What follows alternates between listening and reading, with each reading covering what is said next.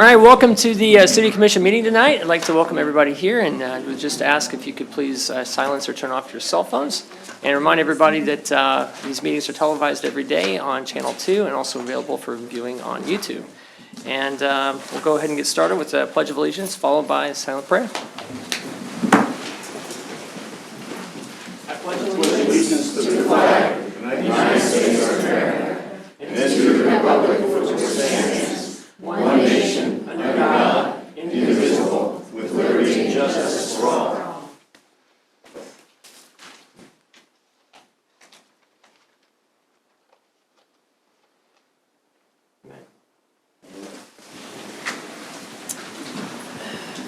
All right, we're going to start tonight with a proclamation.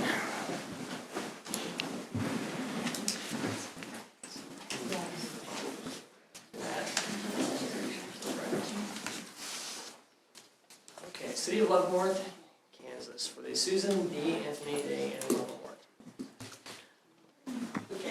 Yeah, I just was thinking about that there. All right, is this better? No? It's not on. All right, I'll talk. It's on. It's being recorded. Okay.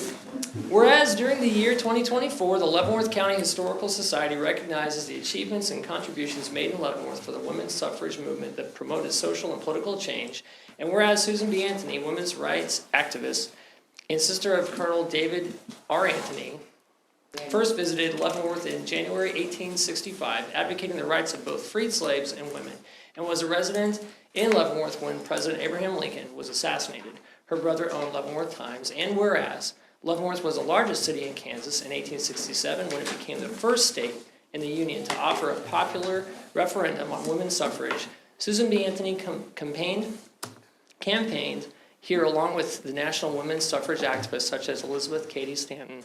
Now therefore, I, Griff Martin, Mayor of the City of Leavenworth, Kansas, hereby proclaim that February 15th, 2024, as Susan B. Anthony Day in Leavenworth, and to be annually recognized in subsequent years. I urge all citizens to become familiar with the unique history, services, and benefits offered in Leavenworth, the first city of Kansas.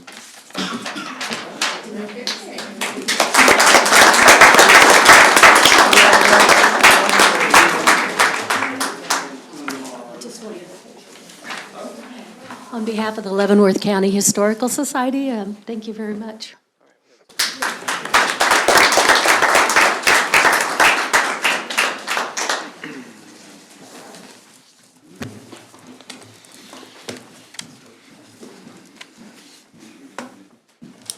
All right, old business, consideration of previous meeting minutes.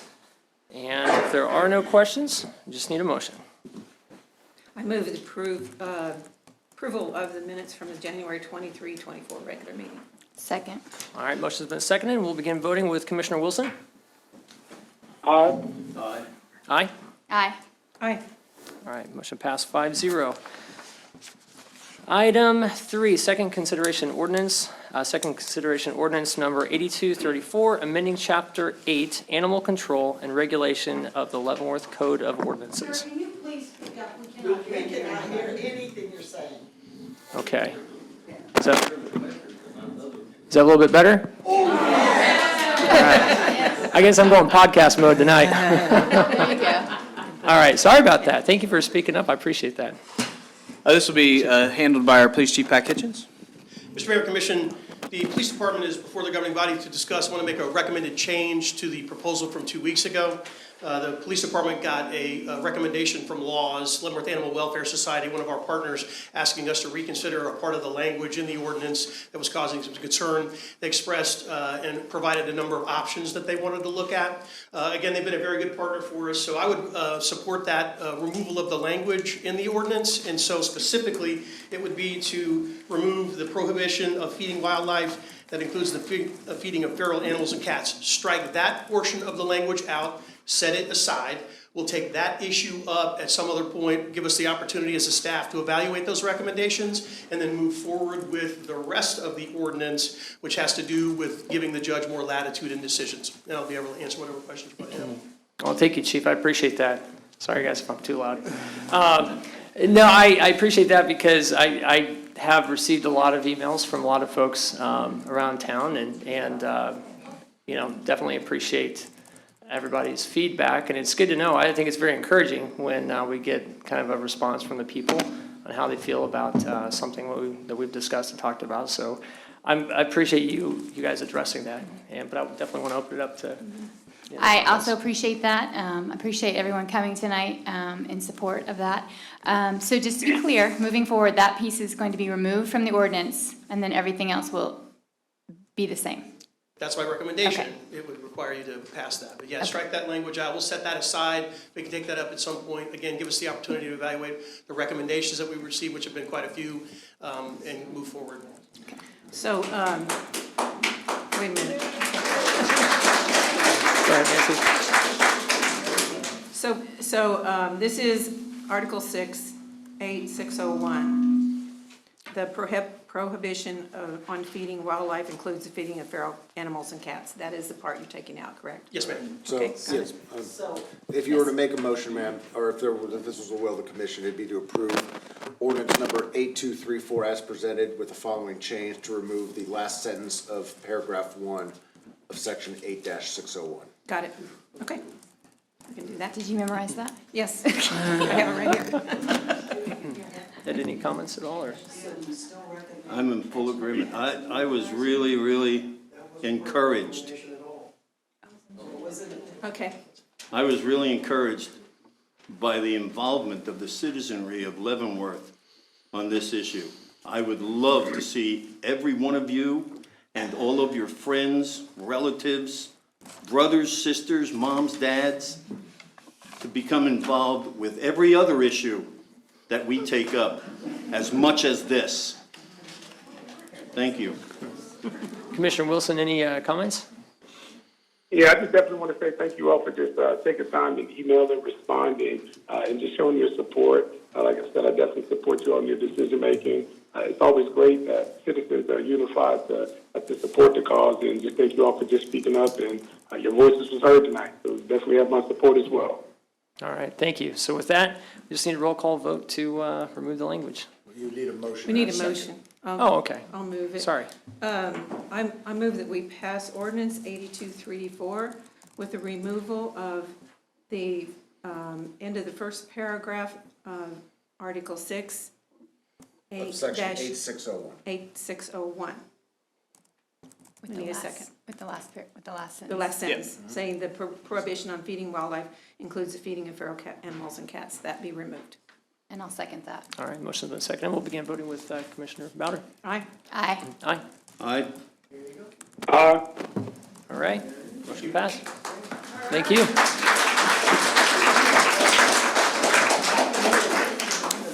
Do you want to let them head out? if they Yeah, wanna so head out? everybody is welcome to hang out tonight. We're going to go to public comment next, but you're also welcome to, if you don't want to stay, it's up to you, so. With that. All right, we'll go ahead and we'll move on to the public comment. And just to remind everybody that we are limited to 2 to 3 minutes, and no action will be taken by the commission on public comment items. With that, do we have anybody ready? We do. Our first person is Terry Lois Mashburn. Okay. Good evening. Terry Lois, Mashburn, Register of Deeds, Leavenworth County, 300 Walnut Street. And I'm here to announce a couple things. The Leavenworth County Register of Deeds office was just recently recognized for the 3rd year in a row. We were the #1 county for the most new subscriptions to Property Fraud Alert. And in reality, we had 1/3 of all the new subscriptions in the state of Kansas. And that didn't happen by accident. There's a lot of partnerships. There's a lot of people in this room who have shared the idea with other friends. And I also wanted to announce that this flyer will soon be going out March 1st, and that is going in the reevaluation letters that the county appraiser sends out. If you've already signed up, you do not need to re-sign up. Your subscription is good for a long time, 200 years to be exact. And you only need to contact us if you've changed your email or your phone number, or if you want to add our new option of text alert. The reason why this is so important that we are growing in our numbers of subscriptions is there's an exponential factor of protection in the number of people who know about it. It's out in the community, people are talking about it, and fraudsters also hear about it. So it doesn't look so inviting to try this title theft trick in Leavenworth County. So thank you very much. Thank you. I'll stand if any questions. Thank you. All right, thank you so much. Anyone Our else? next person is Michael Lay.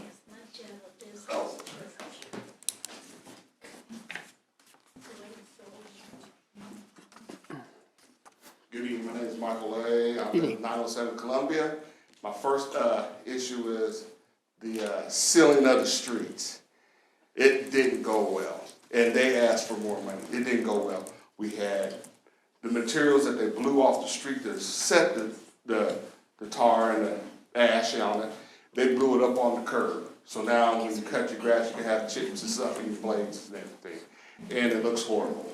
I mean, if you drive by, you can see where there's white ash, and then you see a gravel which is gonna wash down into the gutters. Then our city crew is gonna have to clean the gutters because they're gonna be clogged. And my next issue was, I think with your trash, with the bins, I think you ought to augmentate on the boxes. You should give them at least 2 boxes with broken down boxes inside, because you have Amazon, you have UPS, people going online to shop now, and they have boxes. So you're gonna put them all in a trash bag, which we don't get free trash bags no more through the water company. And that's gonna cost more on the citizens, as well as how they raise the taxes and stuff. And that's all I have. Did y'all understand about the boxes and Yes. everything? Thank you. Yeah. Thank you. Yes, thank you. Very much.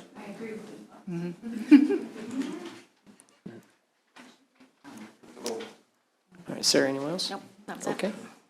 All right, thank you, everyone. From here, we're going to move on to item 4, public hearing for waiver of distance requirement for temporary liquor permits for St. Joseph Church and Immaculate Conception Church.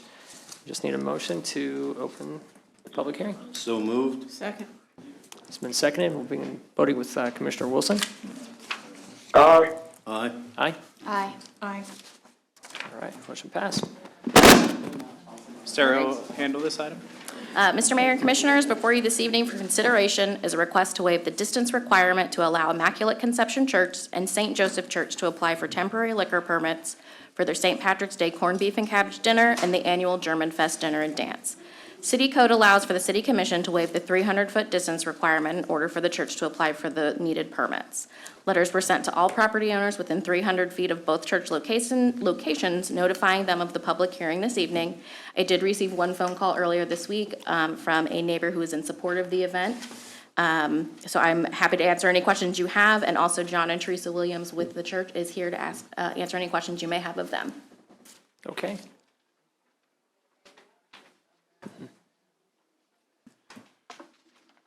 All right, did anybody have any questions for Yes.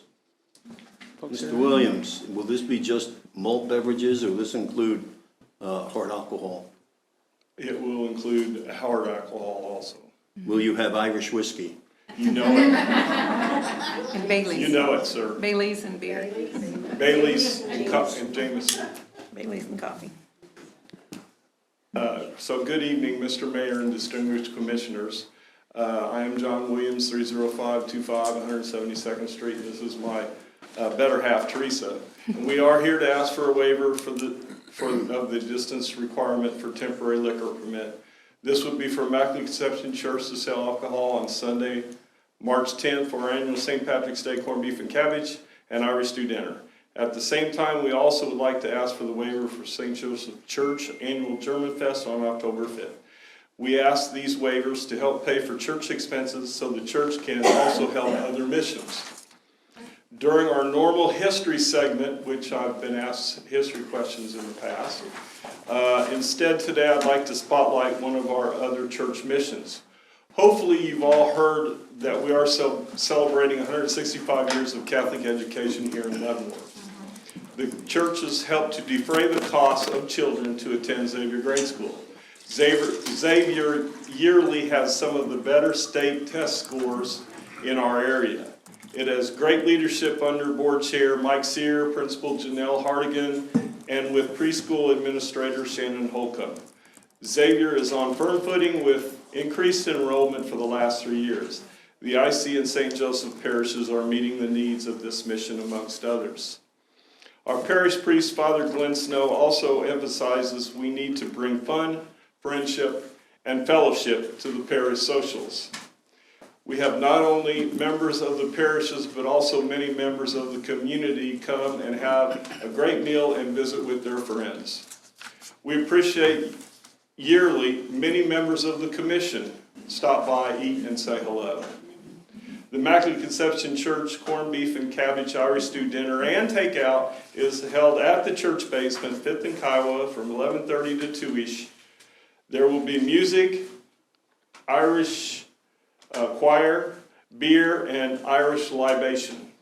We'll include the libation there.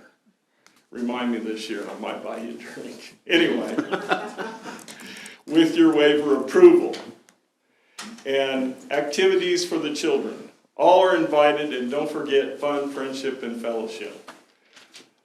Please stay tuned for more information on the German Fest. Just remember for now, or better yet, program the reminder in your phones. Saturday, October 5th, German Fest. Questions? No questions here. Mrs. Williams, Yes. don't let him downgrade you like that. You are not just his better half, you're his better 3/4 easily. We're a team here, so. All right, well, No, I cannot accept the offer, the drink that you've offered to buy me. Good, Thank you, though. good. That's great. I didn't think about that. any other comments or questions from anybody? No, I've always been to both events, and they're great events, so. Always are. Great, thank you. Thank you very much. Okay, so with that, we'll just, Mr. go Mayor, ahead. as a public hearing, you do need to ask if there's anybody else in the Thank you, audience that would like Mr. to Waters, speak on the appreciate matter. that. So with that, is there anybody else here tonight that would like to speak on this topic here?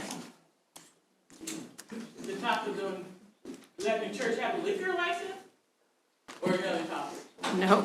That's correct. Yep, liquor license. Yeah, I have a comment. Okay, come on up and just state your name and address, and that'd be great.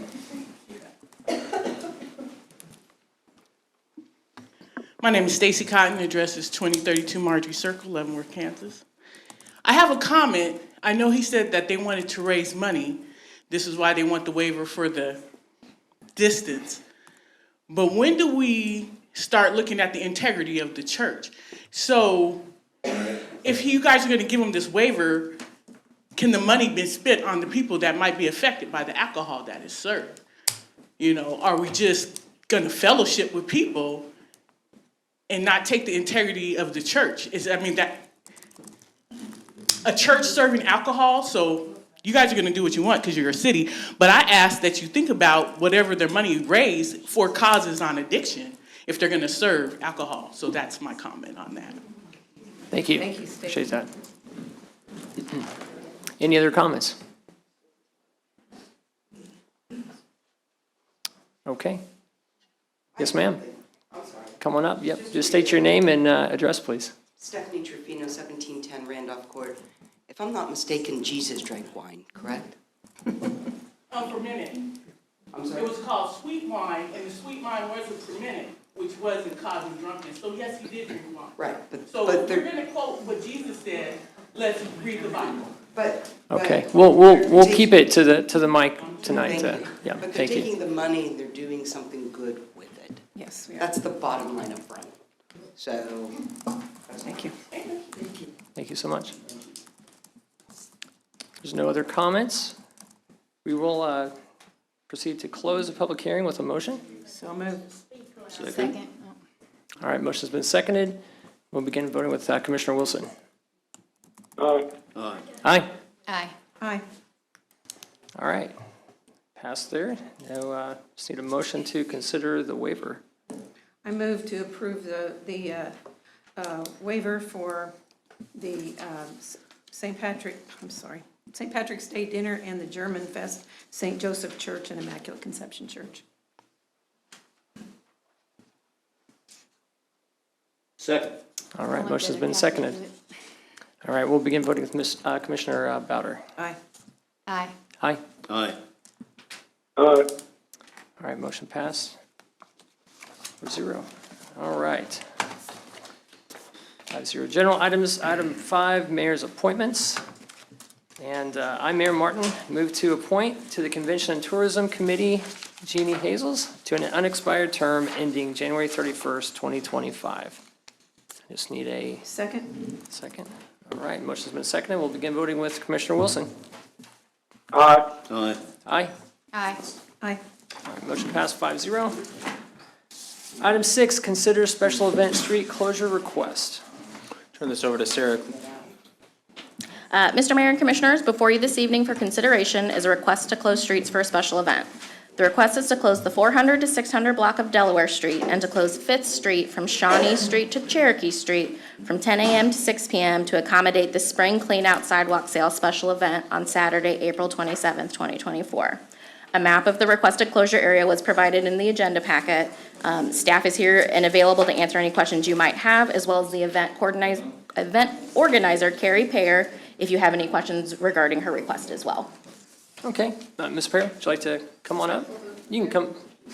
We've done both before. Yeah, that's fine. You can have a seat right there. That's no problem.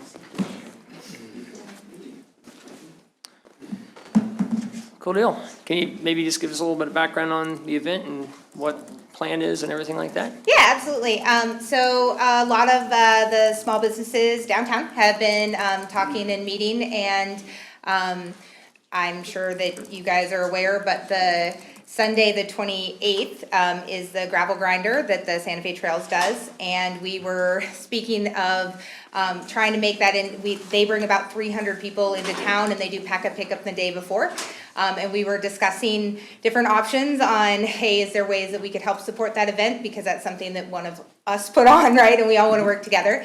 And so conveniently enough, the post-wide yard sale is the 27th as well. And so that brings in thousands of people. They put porta potties on the side of the road on post for that, and decided that, it'd be really great to have all 28 blocks do kind of a sidewalk sale with everybody, and then close down Delaware because it's a one-way street, and 5th because if we have 2 blocks of Delaware closed, you can't cross through that anyway, so it's more of just because it makes more sense to close the 5th there. So we have kind of a cross, which I know you guys can see on your maps, to put vendors similar to what we did with the Christmas market, though we'll put them in the middle because we won't need any power because it's not winter anymore, hopefully in April, knock on wood. And put food trucks in that and just really draw people downtown that are locals, as well as people from coming in for the race the next day, and people coming in for the post-wide yard sale to come and get lunch and walk around the shops and stuff when they're done on post, because they start doing that first thing in the morning, and by around noon, everybody kind of wants to go get a snack and walk around and have something else to do, and we want to kind of be a part of all of that. Perfect. Thank you for that. Would definitely like to ask Mr. Kramer, staff, any, other elements of? Sure. So staff is essentially neutral. The closure of the commission of streets comes to the commission. Staff supportive of events that popularize the downtown. Our largest concerns for any street closure, this one or any other type of event, are always essentially threefold. Traffic, which entails cars and towing, and when you close off an area, you have to remove the cars, and so we work with people that have that. Awareness of the businesses. That comes, since the city approves the closure, even if the city's not running it, if there's somebody who is unhappy, it usually comes to the commission. So again, traffic and cars, notification of businesses, and then finally is the area returned to its state after the event, which means trash. And so those are our biggest concerns. 2 of those are costs to the city. When the city tows cars, even around the corner, it's about $175 a car. And so we always try to do the best we can. And Carrie, with the Christmas market, really worked hard to notify. There's probably 75 parking places in that cross-sectional area, so that's a concern we have. But we can certainly work through some arrangements on that, but those are the biggest concerns that staff has. Okay, any other cost components? So the refuse is a cost component to us. Any city staff is actually would be being paid overtime. Anything that we did would be done through payroll or overtime plus on a volunteer basis. So those are costs that we have. Any dumpsters, we'd have to pay the disposal fees. So we try not to get into that too much with events because there's so many events, the Arts in the Park and some of the other parades, getting into providing crews. At Camp Leavenworth, for example, we do have that, but the festival pays them, so they are paid out of a different budget because it's not in the refuse budget. The police department is paid out of the Camp Leavenworth budget, not out of the PD budget because the overtime is not in that budget. So those are just some of the costs that people may not think about that we have to take into consideration. This event's shorter, and it wouldn't require security, so that's not an element, but the towing and the trash are What would we be, concerns. pardon me, what would we be looking at for like around average total cost? It just depends on the number of cars, you know, a typical event, something like that. I think for the Christmas Martin, it was the first year this year. I think we were somewhere, and Chief can help me out, somewhere between about $600 and $800 in towing cars. We got most of them out, I think. We didn't tow any cars at the Christmas market. I was there Did we when the cones went up, and there was one car on the street, and we moved the cone and let them out, so. When we closed last summer, for the bike show, for the big bike show, when we closed the 600 block of Cherokee Street, we towed 4 cars, and it was just shy of $800 for that. And then Camp Leavenworth, I think, was about a dozen to 15 cars. It was closer to $2,000. And so that is entirely dependent on how many cars that we have to move. Because if we commit to closing the road and emptying it, that's the solution. We try and find the owners, but at some point the balloon goes up and we just remove the car. So up to $2,000 on that. What about the refuse side? Just depends on how many, the rate, the overtime rate, how many we need, if we have to bring a dumpster down, a couple hundred, maybe like $500 total on a refuse crew. But we haven't got into that. That request hasn't been made at this point. I just wanted to bring that forward to the commission as we consider that. I appreciate that. Yep. Comments or questions? Sorry. And the volunteers, I think, handled it for the Christmas market for most part, except for the dumpster. Yeah. Carrie, thanks for coming.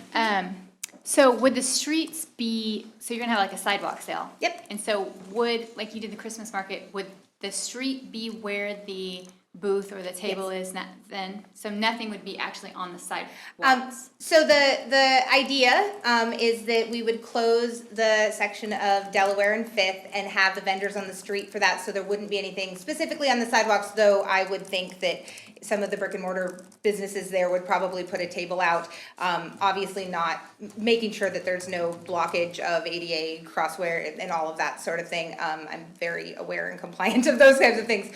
But the rest of what we want to do is really be sure to be able to include people that aren't specifically just on the blocks of Delaware.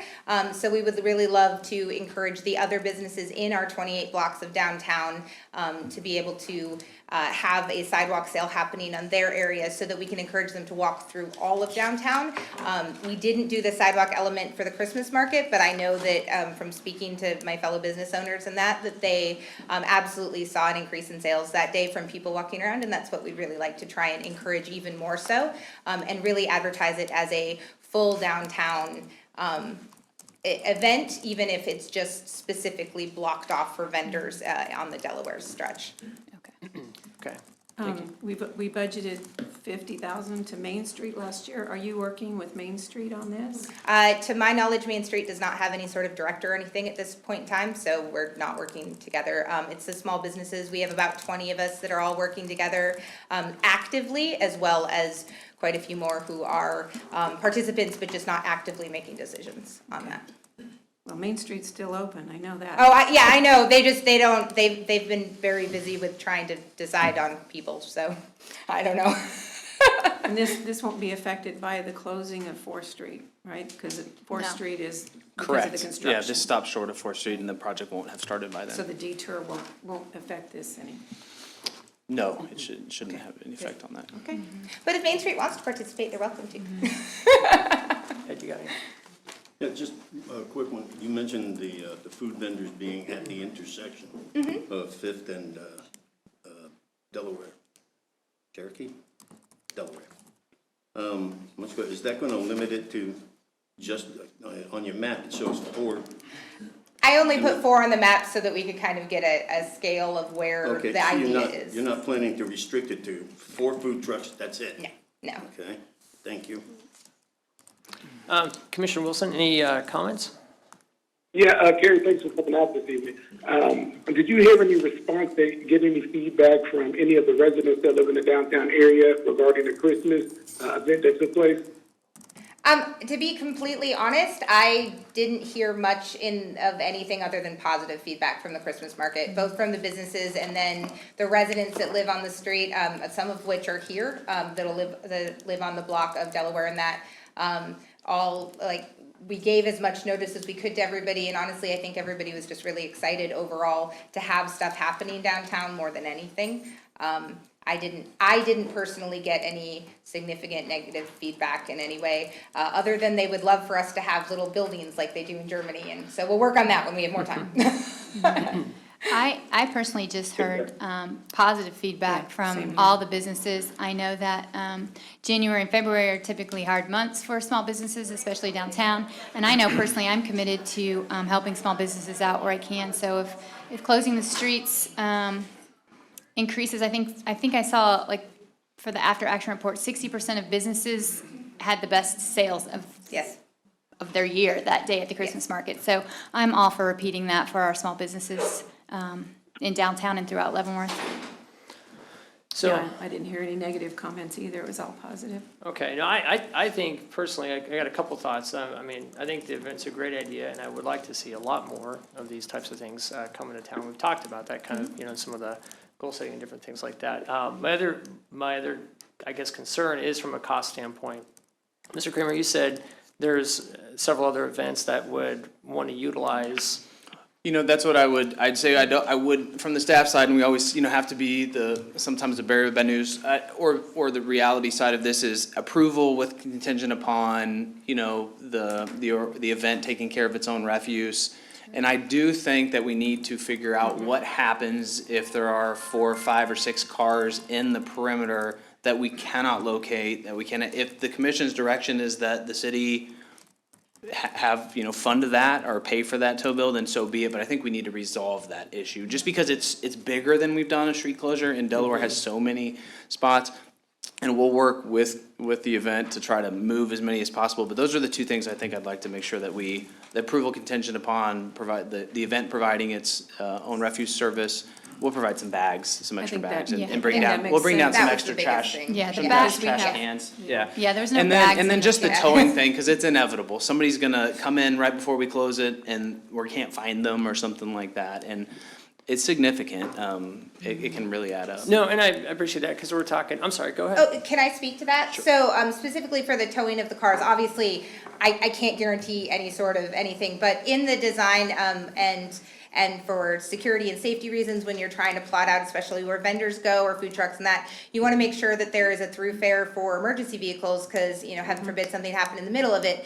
So with that in mind, any sort of layout that we do the best that we can to make sure that there are still passable spaces for vehicles. So the absolute worst that happens if we can't get it car towed, or if that isn't, then putting some ground guards on the road and making sure we escort them out in a safe way once they come around is also a possibility, depending on, other factors and that. So, and I'm willing to work with that, and with safety things, but I work a lot with the military and got a lot of plans with that, and there's a lot of safety in that is naturally put into events now. And Chief, if you can make a comment on that, and I appreciate that, thank you for that backstory there. Concern is, okay, if we have 10, 12 events costing potentially the city $2,000 to $3,000 for these occurrences. We already have our budget set for this year. Exactly, we're looking And at, it was $50,000 to $60,000 potential on some of that stuff out there. So, anyway, I just wanted to make sure that we're not gonna get ourselves into a spot where we're covering costs that are not, like you said, Nancy, in the budget. But I'm sorry, Chief, go ahead. I just want to weigh in a little bit for the ease of the event. It is either the road is closed and the cars are removed, or they're not. having some cars in and some cars, the officers are just gonna get screamed at and yelled at. It's gonna be a confrontation. Why is that car allowed there? Why am I not allowed there? So however it is that you do it, my preference would be either the cars are out or they're not. And that way, the event can have full access. Whether they pay or not, I'm indifferent to either. But from a logistics and ease standpoint, the road's either closed and they're empty or they're not, just for the sake of consistency. There's just no way to, everybody will be mad about that. Okay. I wasn't in any way saying that the cars should stay. I'm just saying that if we are in the middle of trying to remove them and somebody runs out, it's easy enough to guide somebody out. No, I appreciate that. I don't want to speak for anybody, but I would be cool with moving forward with the request, like you said, Paul, upon making sure that costs can get worked out so that city budget's not impacted, that wasn't planned for. I don't know if there's a way to, you know, get Well, everybody's are you thoughts on it. comfortable with covering the costs of trash in your budget? So I would ask that the city at least provides bags, because the challenge and the reason that the Christmas market brought up a trash situation is that there are city trash cans that cannot be moved on the streets in Delaware, and there are no bags in them. So we don't have any way to remove the trash from them and replace the bags in them. For the city Christmas market, we said, hey, you know, we're happy to, we worked with some of the businesses that have dumpsters to have them emptied earlier. Like, we're willing to make the consideration and work with those costs. The challenge is that we can't get trash out of trash cans that don't have bags in them. Yeah, and they don't have bags because they're not designed for events. They're, Yeah, the crews come and empty Yeah. them, you know, time to time. We can do bags. I'm okay doing bags. What we want to get out of is delivering a dumpster, sending a dumpster crew, taking the dumpster to waste management, those kind of things. So if we can handle, we can do bags. That would be the extent of what I would like to do. Yeah, okay. So if you could work something out on the towing side, whatever that needs to look like, if we've got are those the two elements, Yeah, right? those would be the two elements. Okay. Is that clear as mud? Clear as mud. Okay. With that, then we just need a motion. No, I gotta- If you make a motion too. Sure how to make the motion. I can make it too, once I kind of chopped it up there. Okay. Yeah, make sure we Okay. include like Yeah, the sorry. approval of it pending the Got it. city manager and the organizer working out the traffic plan and the towing issue. Just make that a condition in your motion. Yeah, Okay. and then I'll You work wanna with do it? Carrie Yeah. to figure out how to do that. Okay, trash waste, okay. I approve the street closure request for Saturday, April 27, 2024, with working out the details of trash and towing with the organizer of the event. Second. Second, all right, motion's been seconded. We'll begin voting with Commissioner Wilson. Aye. Aye. Aye. Aye. Aye. All right, you, motion guys. passed 5-0. Awesome. luck. Thank you so much. Thanks, Carrie. Good luck. That's great. Okay, with that, we'll move on to item 7, consider approval of updated purchasing policy. This will be Roberta Byer, our finance director, for the next item.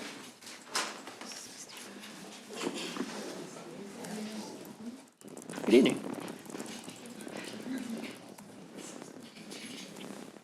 Good evening, Mayor and Commissioners.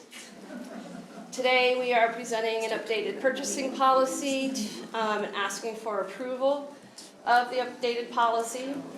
The purchasing policy reinforces effective management of financial resources. Whoops. Let me find my notes here, sorry.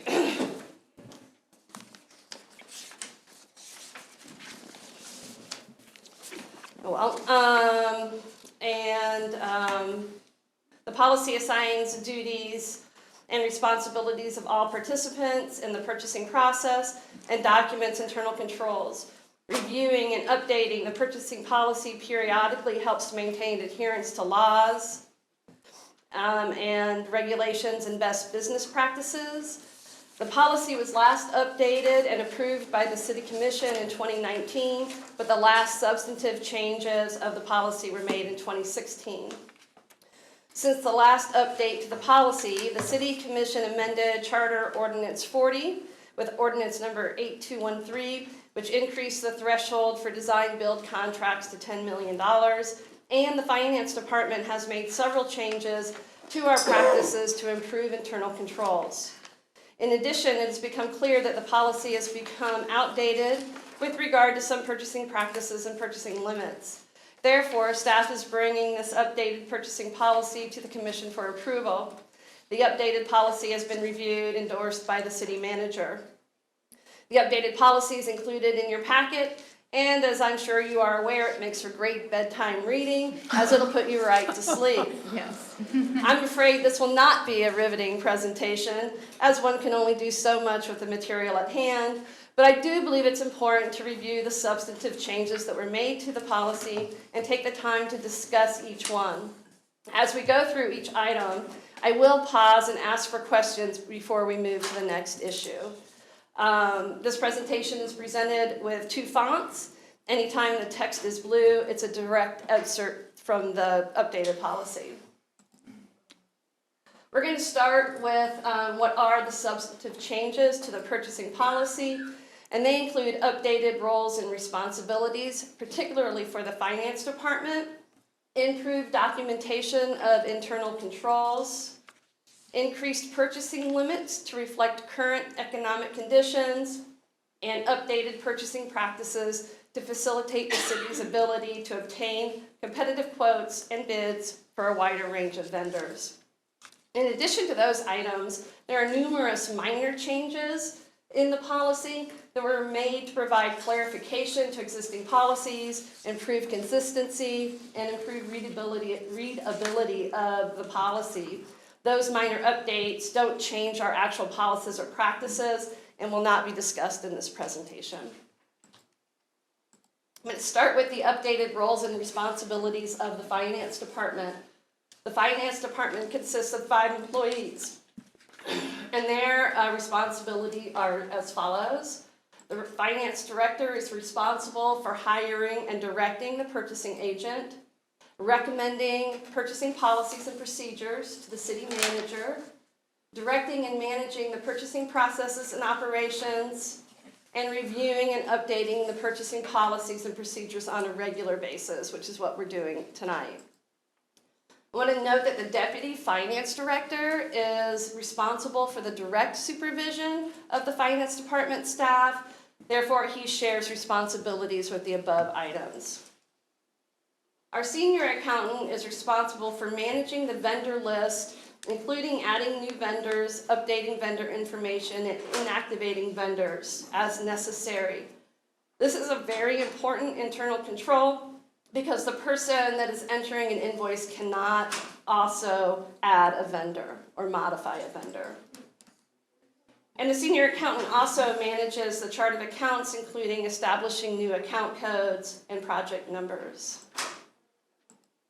Our purchasing agent, who is our accountant too, is responsible for ensuring compliance with purchasing policies and statutes, assembling and disseminating the bid packets and RFPs, providing information to our city clerk for publication in the paper, establishing and presiding over bid openings, and reconciling the accounts payable subledger to the general ledger on a monthly basis.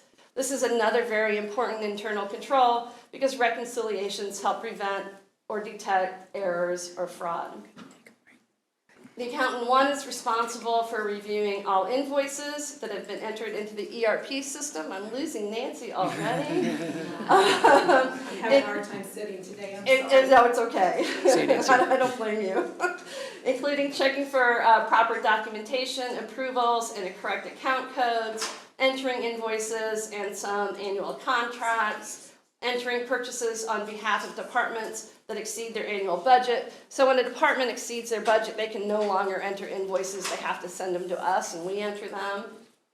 And releases batches and pays invoice once they're reviewed and approved, and prepares the claims report for the city commission on a bi-weekly basis.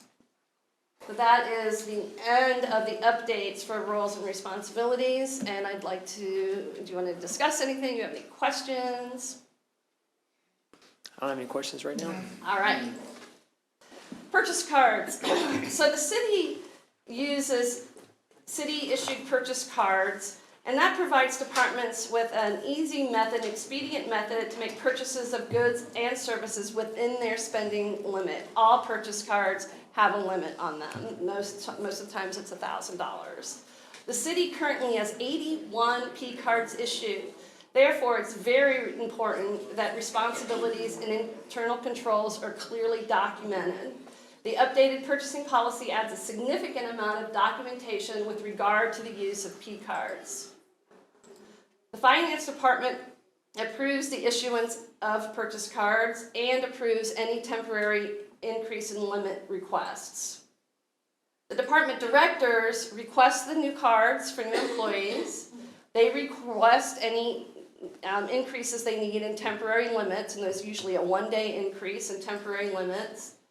They review the purchases that cardholders want to make prior to the purchase being made, and then they review the receipts that the cardholders have to ensure accuracy and appropriateness of purchase.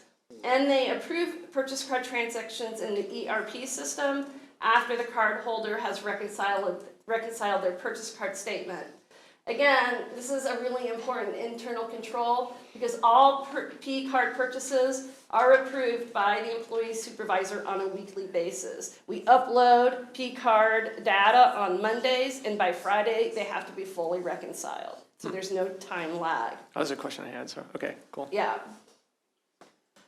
So the senior accountant is responsible for requesting and issuing the new purchase cards once I've approved that. She also cancels and disposes of purchase cards that are no longer used. She notifies the bank of lost or stolen cards, and she executes a temporary limit increase for cardholders.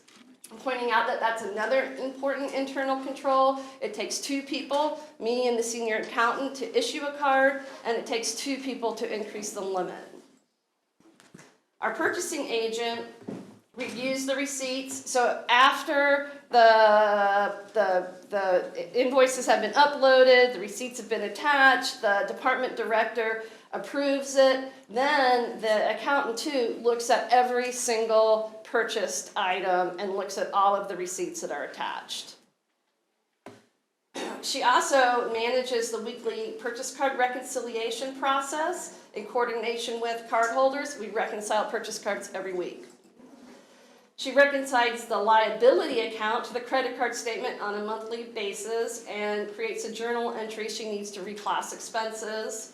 Again, this is another important internal control. Reconciliations help prevent or detect fraud or errors.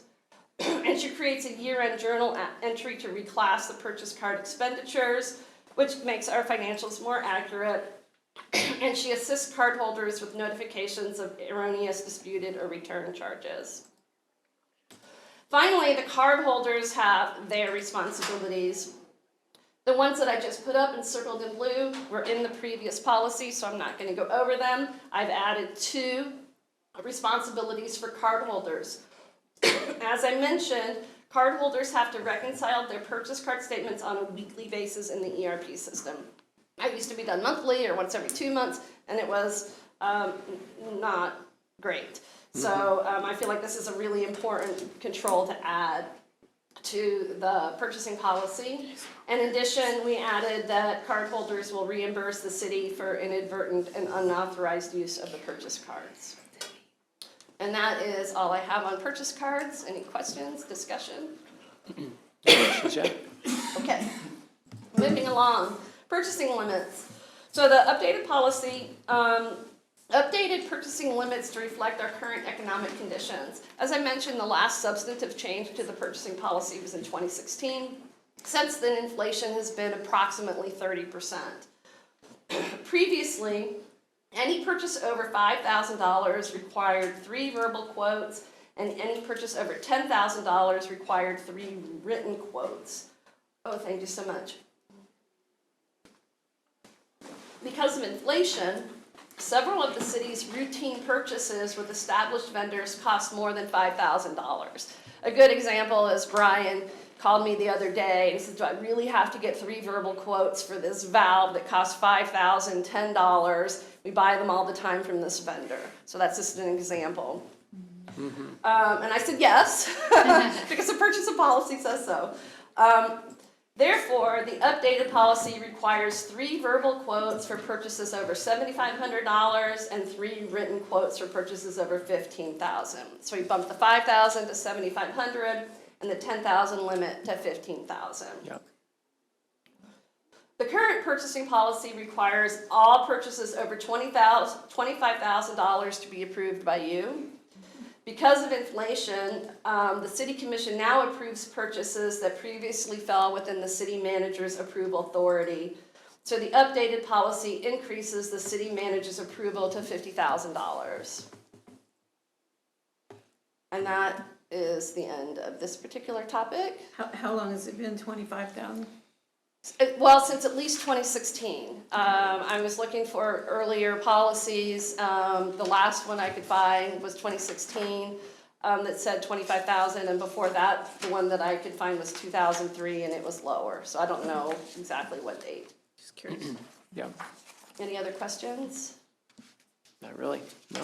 Okay, solicited quote process. So this is the most exciting topic that we're going to have today, so hold on to the edge of your seats. The existing purchasing policy requires a formal sealed bid process for all purchases over $25,000. The bid process has the advantage of publishing requests for bids, so all vendors know that we have a project coming up and they can bid on it, and that's a really important aspect of this sealed bid process. The updated purchasing policy adds the option of a solicited quote process for purchases and contracts between $25,000 and $100,000. The purchasing policy allows, the updated purchasing policy allows for the public solicitation of quotes between $25,000 and $99,999 in lieu of the formal sealed bid process.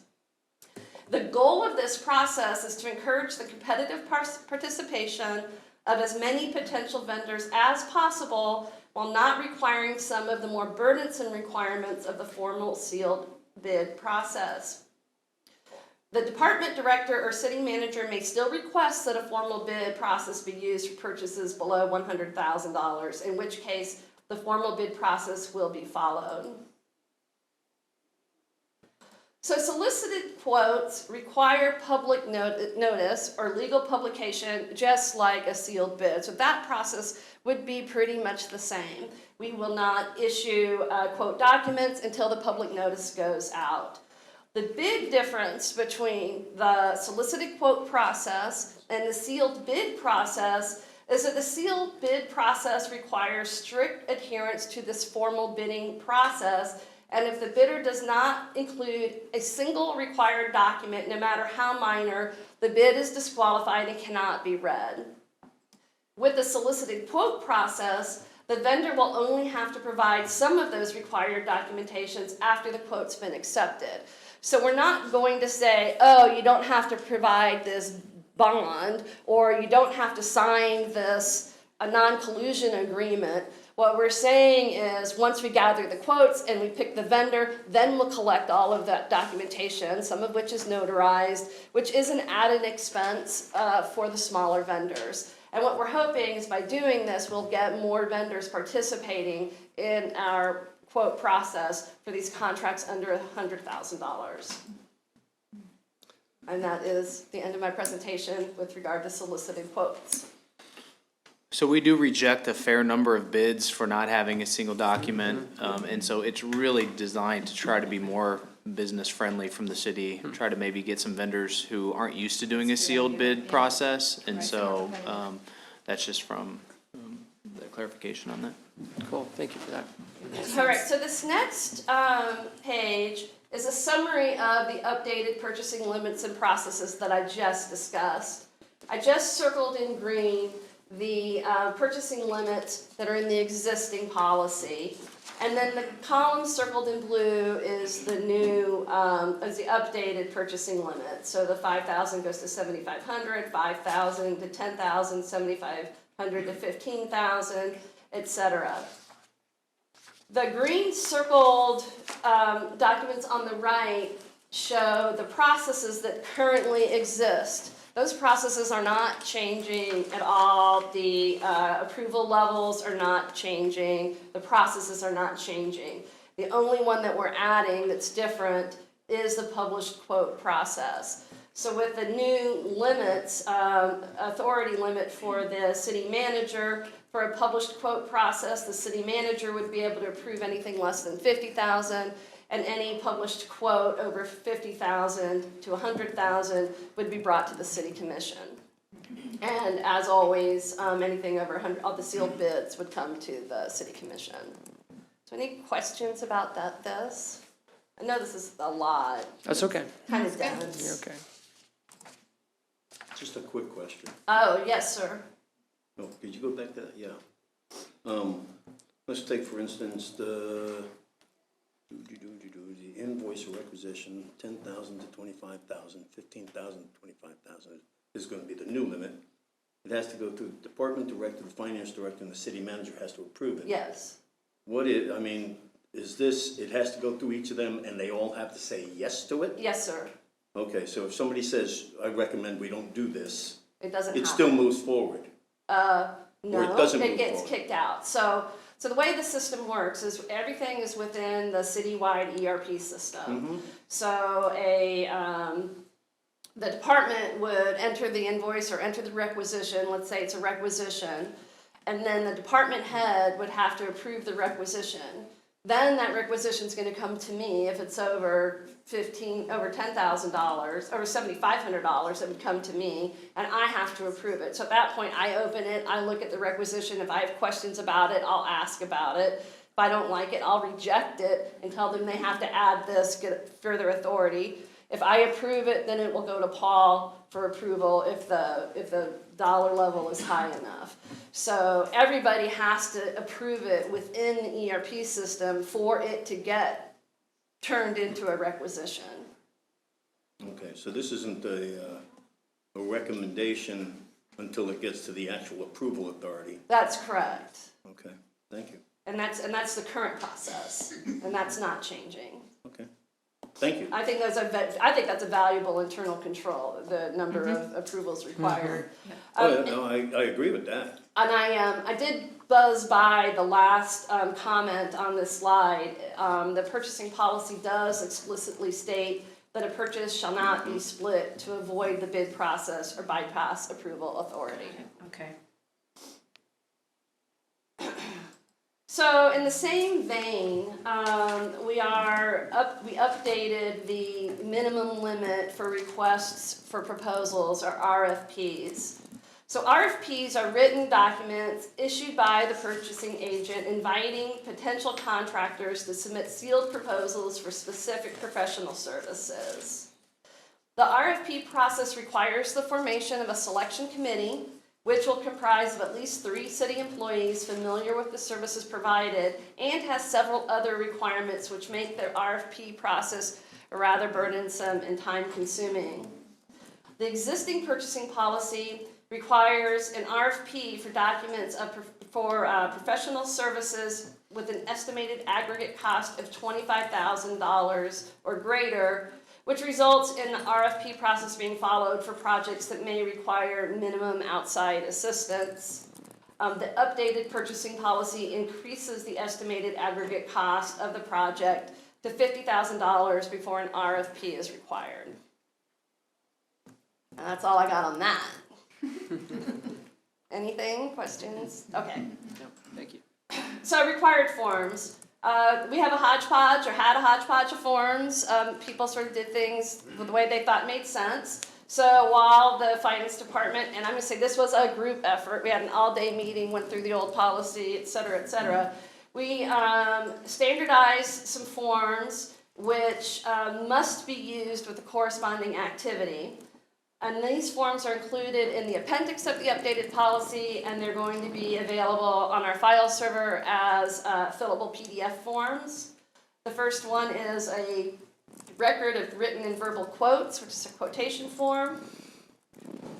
A request for a solicited quote, bid, or proposal. Those are all handled on the same form. Cooperative purchase request form, a sole source request form, and a change order request form. And again, all those forms must be filled out and signed by all approvers prior to being submitted to the finance department.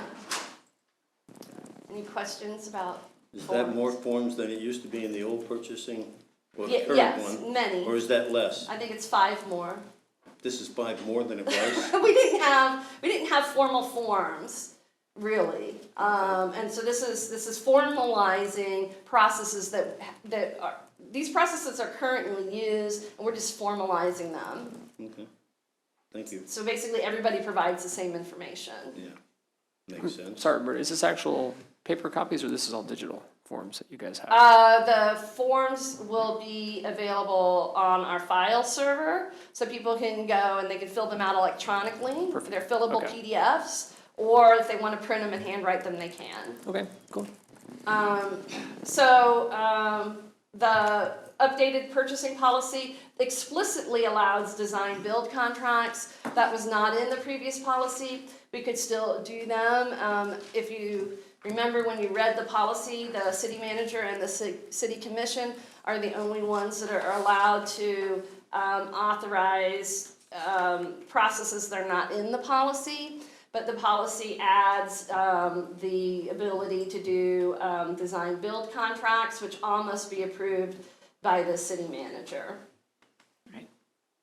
I don't really have a lot of detail on that. Equal opportunity. So the updated purchasing policy adds a section that requires vendors to abide by the city's equal opportunity policy. This requirement is achieved by requiring an equal opportunity clause in all city contracts. That clause is currently in our contracts, but it wasn't spelled out in the purchasing policy that it needed to be in the contract. So we are spelling that out, that it has to be part of the contract. In addition to that, purchase orders are often our only contract with a vendor, so we are adding the equal opportunity clause to the purchase order template. So every single purchase order will have the equal opportunity clause on it. I don't know if I need to read this, but that's basically the same clause that's in all of our contracts. The updated policy does remove the requirement for an affirmative action letter for the sealed bid process. That is often the item that kicks out a bid from being able to be read. And that is why we are adding the equal opportunity clause to the purchasing policy, to make sure that that is still covered. Any questions? So in conclusion, the updates to the purchasing policy document important internal controls, clarify roles and responsibilities, modify purchasing limits to reflect current economic conditions, and add the ability to publicly solicit quotes between $25,000 and $100,000 to make obtaining contracts with the city more accessible to smaller vendors. And staff recommends that the City Commission approve the updated purchasing policy to be effective as of today, February 13th, 2024. Good job. Thank you for That that. wasn't that painful. No, you I have a learned way a of lot. explaining it to Yep, where we that's can good. understand it. I really appreciate Yeah, that. thank you. I You're appreciate welcome. all It's a the difficult details. topic. Cool. Anybody else have any questions or comments or compliments? I like the changes. I think it's going to be more, better for our smaller vendors. Hopefully we'll attract more local. More standardized too. with Yeah, the that's our forms goal. and stuff. Yeah, I think that's a biggie, but I also do think documenting these internal controls is really important. Since I've started, I've implemented dozens of internal controls, and I just, having them in the policy will make sure that they continue after my reign. Continuity, that's good, that's good. No, that's Yeah, cool. yeah. Thank you very much, Roberta. I appreciate all that. Well, with that being said then, we would just need a motion. I move to approve the updated purchasing policy. I'll second that. Motion's been seconded. We'll begin voting with Commissioner Bowder. Aye. Aye. Aye. Aye. Aye. All right, motion passed 5-0. Next item, number 8, review draft of 2023 KDHE annual report for stormwater. So be Brian Faust, the Director of Public Works for this item. Good evening. Good evening, Mayor and Commissioners. As stated, the item this evening is to review the draft report. for our 2023 stormwater activities. For background, the city of Leavenworth is regulated by both the Kansas Department of Health and Environment, or KDHE, as well as U.S. Environmental Protection Agency, or EPA, as a Phase 2 city for stormwater purposes. The city has been required to submit an annual report for stormwater activities every year since 2003. The report summarizes the action the city has taken the previous year to protect and enhance stormwater quality. The guidelines for the activities to be reported on were set by the revised stormwater management plan that was adopted by the City Commission in October of 2020. These guidelines have been used since 2021. The city has submitted reports in accordance with KDHE requirements in previous years. Our interaction with KDHE and EPA suggests that the report be reviewed in a public forum rather than just being submitted by city staff. The attached documents are a draft of the key portion of the annual report. There will be additional supporting documents in the appendices when the report is submitted. Staff is requesting comments and suggestions from the City Commission related to the content of the report, and it is appropriate for the City Commission to seek input from the public on this matter as well. The current KDHE stormwater permit is in force from November 2019 through October of 2024, which is this year. We've been in contact with KDHE. They're actually going to renew our permit in July of this year for 3 years. Right now, they have 64 reports or permits due at the exact same time, so they're looking at staggering that so their workload's less. So we'll have an update for 3 years. Key narratives of the report are: we have an executive summary. There's 6 minimum control measures that we have to comply with. Those are public education and outreach, public involvement and participation, illicit discharge detection and elimination, construction sites, stormwater runoff and control, post-construction stormwater management, and pollution prevention and good housekeeping. The city does keep on our website a very active stormwater page under Public Works. We have a number of helpful guides and brochures contained within that, and also information on current, future, and past stormwater projects. The last one that's on there is 2nd and Chestnut with a nice drone flyby. The information this evening is presented in draft form. We are looking for any comments or questions from the commission, as well as from the public. We do ask that questions or comments be directed to Public Works over the next week or so we can incorporate those into the final report. This will come back to the commission at the next meeting on February 27th. At that time, we will be recommending the City Commission adopt a resolution supporting the final report, and that report is actually due to KDHE on February 28th. And I'd be happy to answer any questions you may have. Thanks, Mr. Faust. Appreciate that. Comments, questions? Anybody? No. I think the scorecard are worth a look when there's a minimum number of 7 points, say, for the public outreach, and then you can see the activities that the city does, and how many points we claim, and where stuff like the citywide spring cleanup actually helps us with our permitting, stuff like the 3 Mile Creek cleanup program is points we can claim for. So these are stuff that we look for during the year to both improve the city, but also to help us reach our permit regulations. So reading through those is pretty effective of some of the stuff we do, so that's all I have. And there's a number of them in there that we discuss, and then we say we're not claiming the points. We've almost reached those, where we can, but we wanted the state to know that we are actively working towards those. Sure. And so we highlight those, but we don't take any points for those. And each year, the number of points goes up. So if this year we have to have 7 points, then next year we might have to have 9. They want to make sure that we are making an effort of continuing to improve at what we're doing. I appreciate that feedback. Okay. Well, thank you. I don't have any questions either. We don't have any action on this? No action. No. Mr. Faust, 7 is the minimum out of, what's the maximum? Out of how many?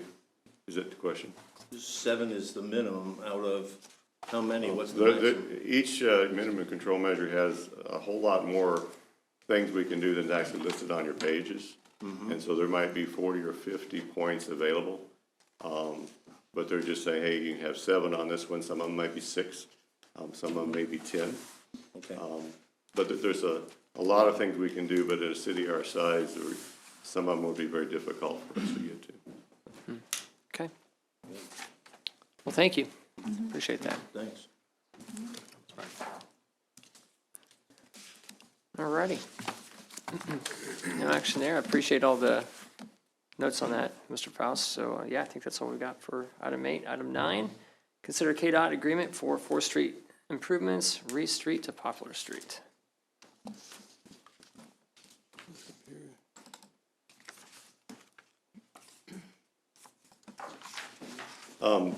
Again, thank you. This is to consider authorizing the mayor to sign a KDOT agreement number 2924 for the 4th Street improvements. This would be between Reese Street and Poplar Street. Up on the screen, you'll see a map. This is basically in the area of Tyertown. If you drive on 4th Street in the area of Tyertown, the pavement in there is in pretty poor condition. In 2023, we did apply for and were awarded a C-CLIP, which stands for City Connecting Link Improvement Program, a grant to do this project. This is not a reconstruction of the street. This is basically a mill and overlay.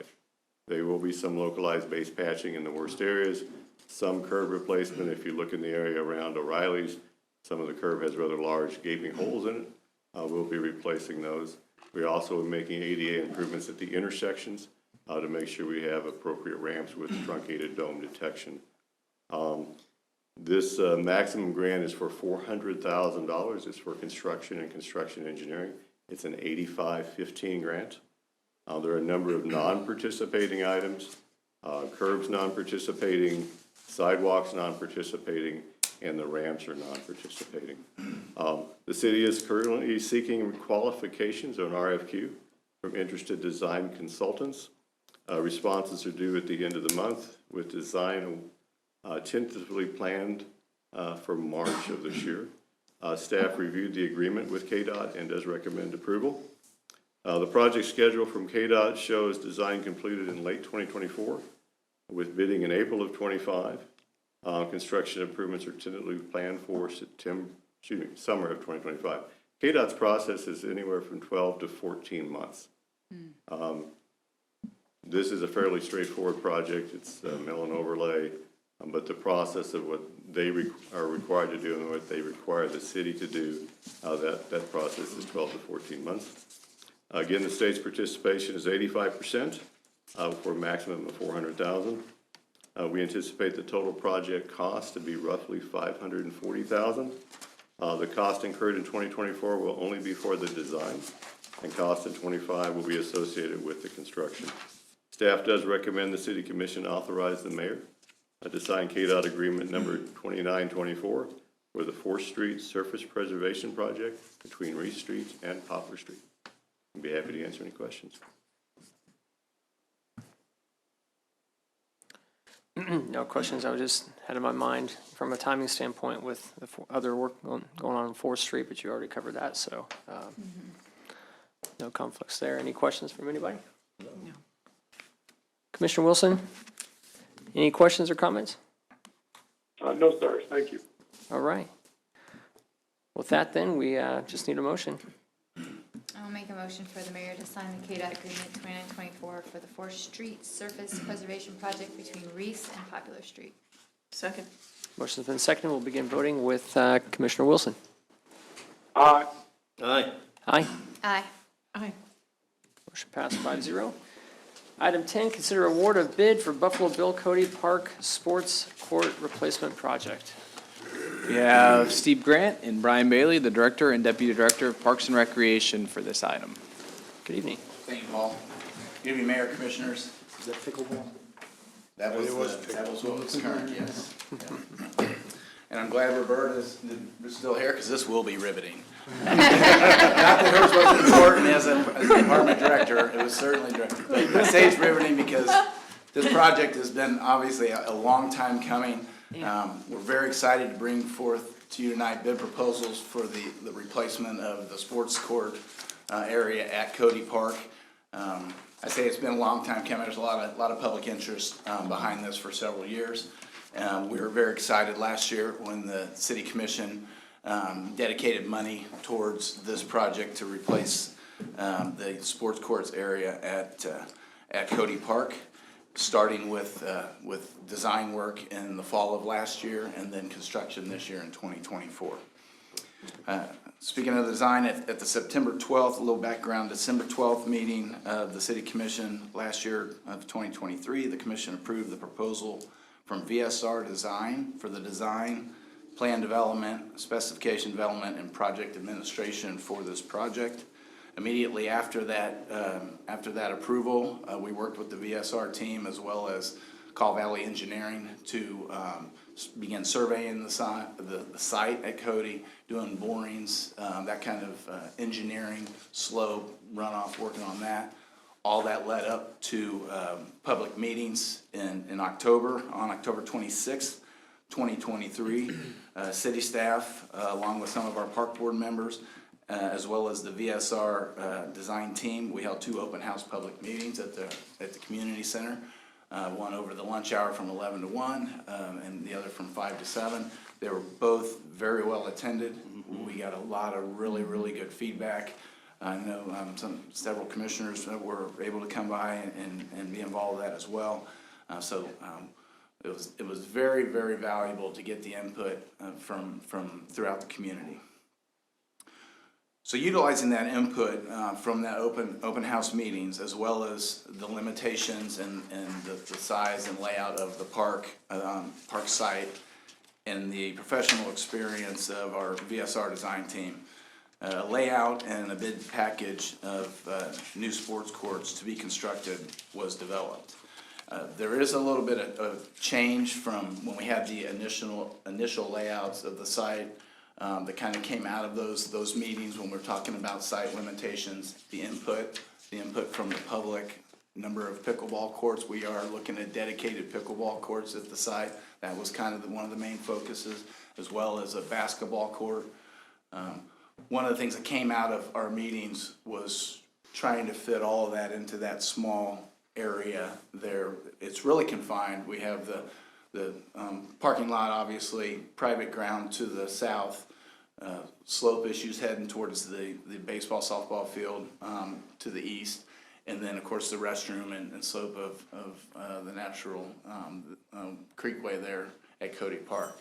So we went back to the drawing board. What else can we do at this park so that we're not scrunching everything together? If we tried to fit the basketball court in there, it probably would have been a half-court basketball. And then probably still only been able to do 6 pickleball courts. That was one of the main feedback we got from the public was to try and get at least 8 courts. We'll be able to hold tournaments, things like that. So we went back to the drawing board and said that the area where you see the basketball court there in this final proposed design, north of the entrance area, kind of lended itself to a nice flat open space with enough space. There's a lot of trees in that area. We only have to remove 2 trees from that design we have there, as well as you see the 2 walkways. We're able to have an accessible walkway from the restroom area, and then we also know how people head towards basketball courts directly from the parking area. So we put that shorter one in. The slope is too steep right there to meet ADA, so we put the other one in. So that's how we came about the layout of getting everything that we feel. It's really going to be a fantastic venue. The courts will be obviously all new fencing, all new lighting, walkways, seating, viewing areas. Another aspect of this area is the Compassionate Friends Garden that was existing between the parking lot and the existing current tennis courts. We met with the Compassionate Friends group, had a very, very positive meeting with them, and that's what you see being moved over, where he's going with the hand over that area just to the east of the restroom area there. Yeah, looks good. So we're very excited about the layout. We think it works well. We think separating the two activities is probably a good idea too. And they both remain very visible, and easily, viewable by the public, and also for public safety and stuff like that. So with that, we put together a bid package and layout for the sports courts to be constructed in this manner. The base bid calls for what's called post-tension concrete. Post-tension concrete is concrete poured and then it's tensioned together, and it really extends the life of the court surfacing. It's new to us here in Leavenworth. We haven't used it on any of our sports courts here yet, but it's certainly not new to the recreation field. It's used on basketball courts, tennis courts, pickleball courts, all across the country. To combat the uncertainty of the bidding landscape, we asked in the bid package for bid alternates to, and specific, if the bids came in really high where we were unable to do that post-tension concrete, the ability to scale back and go with just all asphalt, which we knew would be cheaper.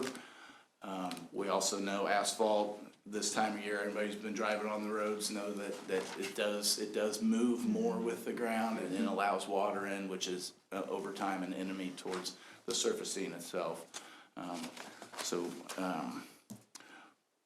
We put out the request for bid proposals. It was publicized locally on Wednesday, January 17th, 2024, and then we also posted it at Drexel Technologies, which is the plan room in the Kansas City metro area. We opened bid proposals on Tuesday, February 6th at 3 p.m. We received really good feedback. We received 6 bids from 6 well-known recommended companies. Yeah, that's great. Yes. The low bid, excuse me, the low bid was from Sands Construction Company, local here in Leavenworth, in the amount of $724,000. Now, again, I'll reiterate, that includes, the base bid included the post-tension concrete. Good. What I've also put on the graph there for you to look at is what their bid would look like if we went with just the asphalt. Now, the asphalt brings us within, well within lower budget, but we feel as a staff that it is worth the upfront cost for the longevity of these courts to combat against what we see everywhere. You see cracking and We've seen here, yeah. Correct. Yeah. There were 2 other. We asked for some other reductions, and there were 2 other alternates, number 3 and 5, from Sands Construction, which reduces their final bid by $11,000. So as such, staff is recommending the bid from Sands Construction LLC, and an amount, total bid proposal costs not to exceed $713,000. And there's just over $667,000 in the 2024 CIP.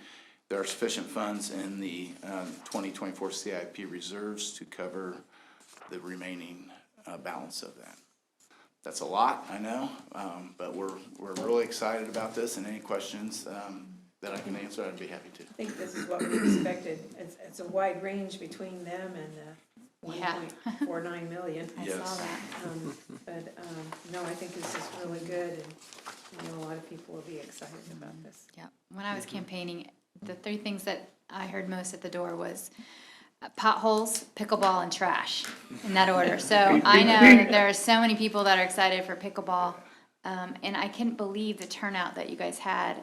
It was amazing. standing room only, and it looks like you took all that feedback to heart. So I'm excited about to have the tournaments. Courts are good. I have a question. Is there enough parking? It's pretty good sized parking lot. Okay. Of course, there's the Parking on the the other lot side. down it's true. below Yeah, they can on walk Lemon up. Street. Yeah. Okay.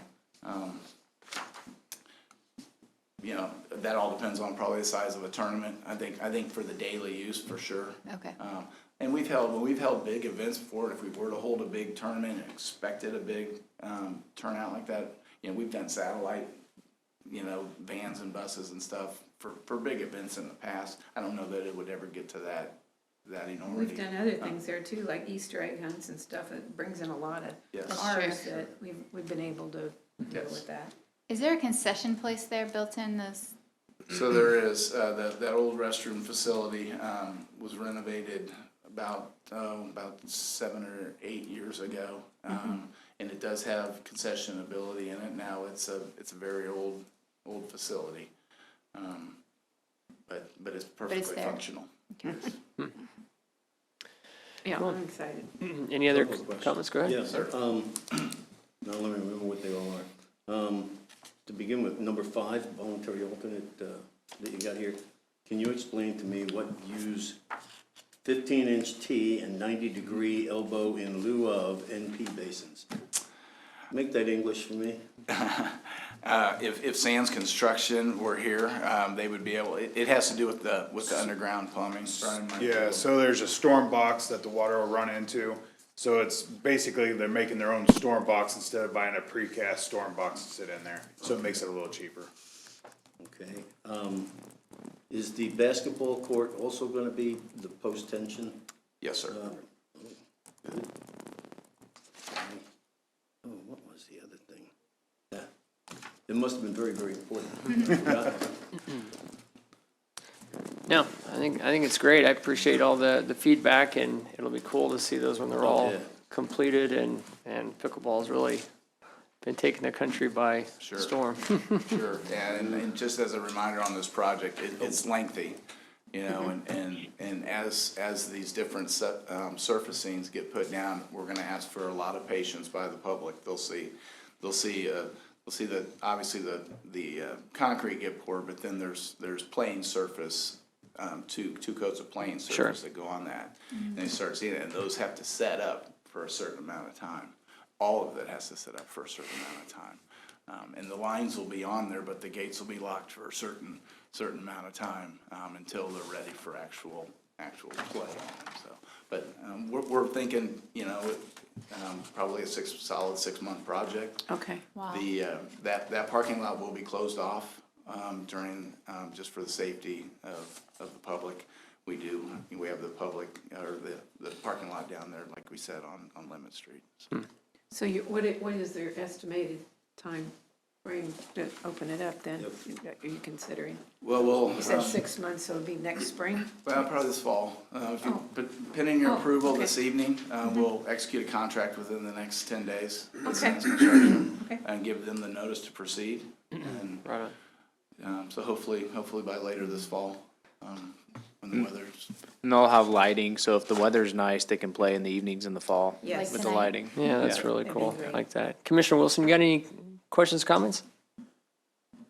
Not for just for the commissioners, if you all have not played pickleball, I encourage you to learn the sport. It's a great sport, and looking forward to being the first one to play on the court.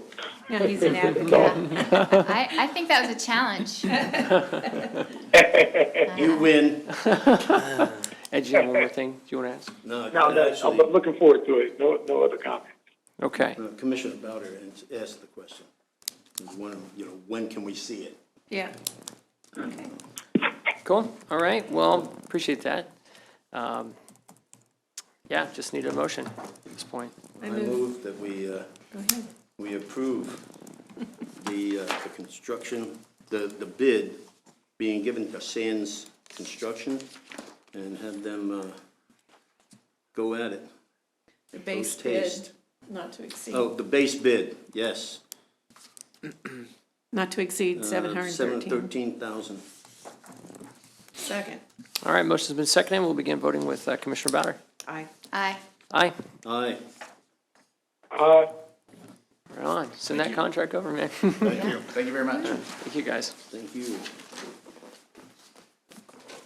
Okay, item 11, first consideration ordinance amending chapter 28 nuisances of the Leavenworth Code of Ordinances. Start with Julie Hurley, the Director of Planning and Community Development. Okay, thank you, Mr. Mayor and Commissioners. As you said, this is first consideration ordinance to amend Chapter 28 of the City Code, which deals with nuisances. This is our code enforcement, basically, and how we enforce different code enforcement issues. This was initiated by City Attorney David Waters, just in his review of our different codes. And this is primarily intended to get this into compliance with Kansas statute. It mostly is gonna refine internal staff procedures. It's not really changing what we enforce or how we enforce it. Attorney Waters has worked pretty closely with the city prosecutor and the municipal court judge to make sure that process is smooth, and what we're looking at in this change aligns with what we're doing in court. So I will let David hit on if there's anything major, but that's pretty much where we're at with it. Thank you, Mr. Mayor, members of the commission. This is, chapter 28 covers your general nuisances, to be distinguished from what you usually have presented to you, the unsafe and dangerous structures. General nuisances, there's, probably 1,000 different ways to describe them. They can be anything from too tall of grass, rank weeds, sitting water, vermin, rats, those types of things, junked automobiles, junk yards, anything like that that can be a general nuisance. And one of the things that we did on this also was the city had adopted the International Property Maintenance Code, and so there are some provisions in that as well as in terms of what identifies as a nuisance. So we did some kind of cross-referencing here to incorporate that as well. As Julie mentioned, probably the biggest changes of this really are how we go about notices and enforcement. And there are generally three different ways of doing it, and there's probably some confusion as to different paths to follow. Under state statute, there is the ability of city, much like your demo list with unsafe and dangerous structures, to what I call self-help abate nuisances. That requires a lot of particular types of notice that be given. Sometimes those are very often to actually deliver because they require certain certified mail that never gets picked up. And then, then the city never does that.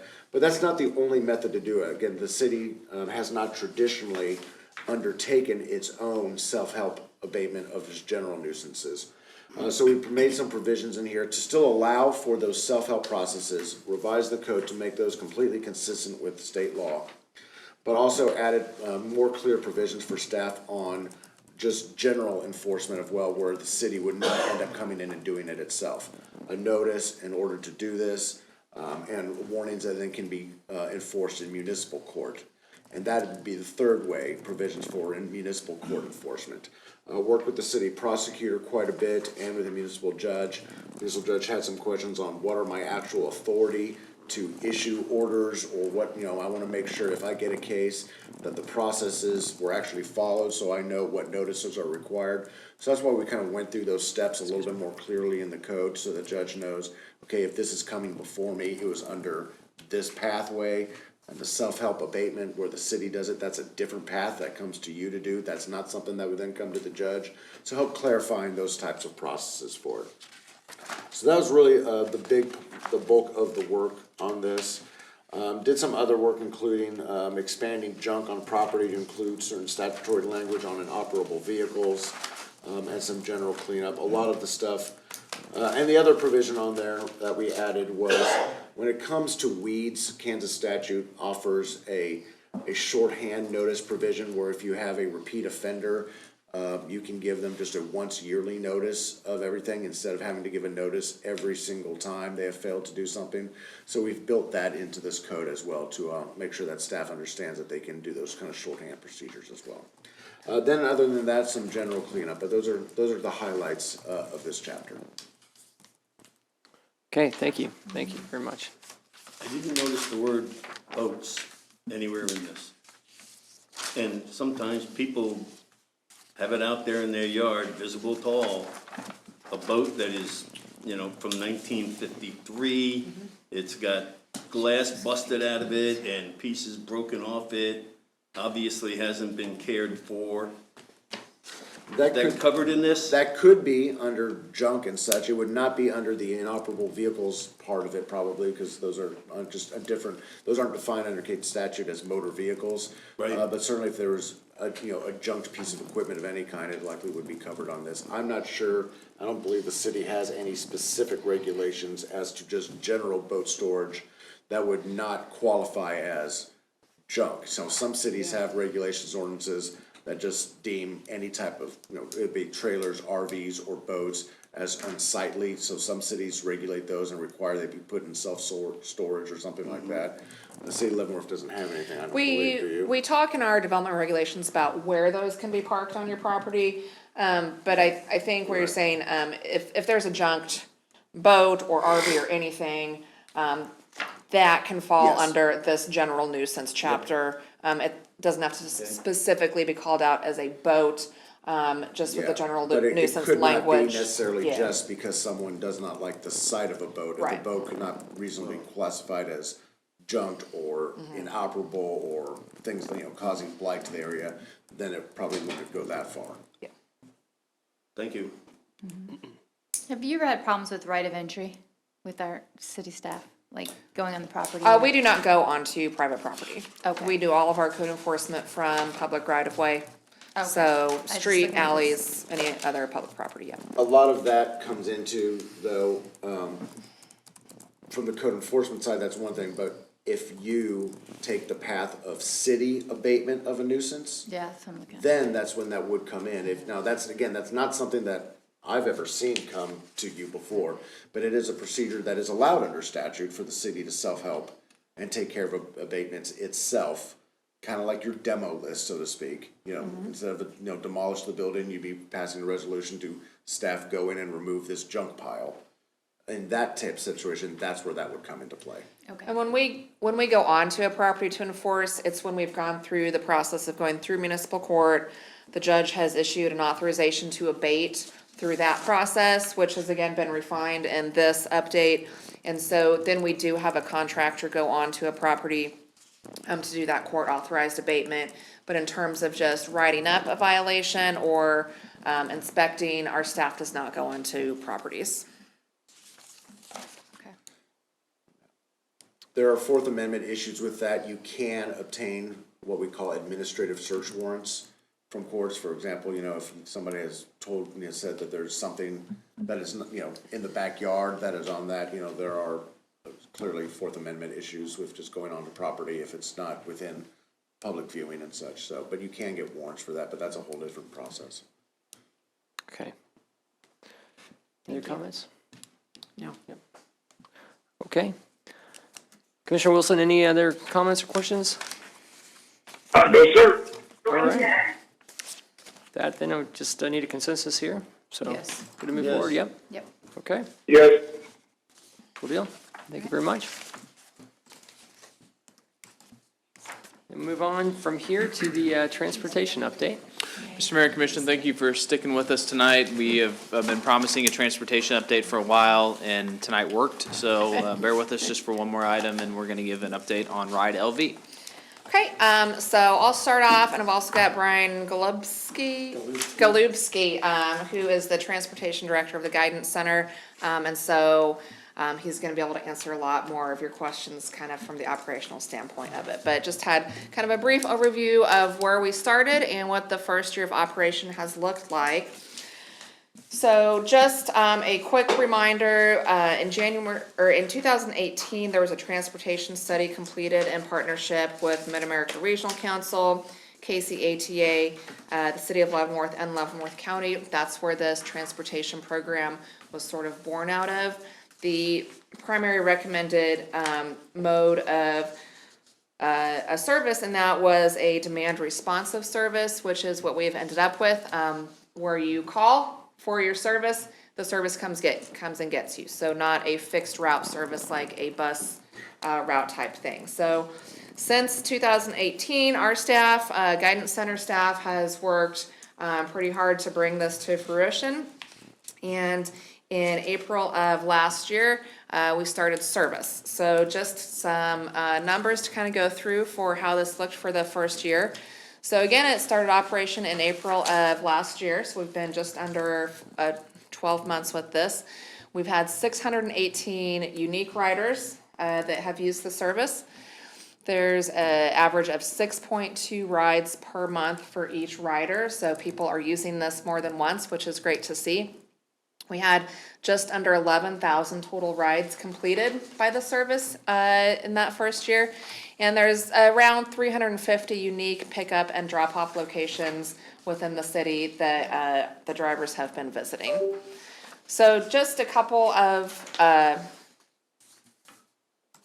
graphs here that with information that I thought was kind of interesting. You can kind of see that ridership went up pretty quickly. We've evened off around 250 a month for the first year. Went down a little bit in December, I would guess, probably because of the holidays. We had a few days that it was not in service because of that. And then the graph on the right is just the percentage of shared rides. I thought that was great to see with any sort of public transportation. That's going to be those rides where there's more than one person who's requested a ride on that same vehicle. And so that went up really quickly in the first couple of months. So that just shows that there's been that demand where the drivers are picking people up, dropping them off, and kind of doing, all of that mixed in with each other. It's not just one person getting the ride to a place. We've got multiple folks on those vehicles while they're out running. Our top pickup locations, if you take a look at this list, a lot of them are residential spots. Also nice to see, so folks are having the service pick them up at home, take them somewhere. Planters 2 is our top user. I know that the folks over there really love it. Every time I'm over at the building, I'm almost guaranteed to see one of the vans. Cody Plaza, Pin Oak, Hillcrest, State Street, Woodland Village, Abernathy, Lofts, those are the top places where folks are being picked up. And then our top drop-off locations, again, there's a lot of the residential spots, but you can also see people are doing shopping, Walmart, Dillon's, Price Chopper, they're taking it to the hospital, doctor's appointments, the Lansing Leavenworth Family Health Center, CMOP, folks are going to work with this, going to the bank, going to the Pioneer Career Center. So great to kind of see that variety of where folks are being dropped off with this. And then looking ahead, some things that we are actively already working on to get going this year.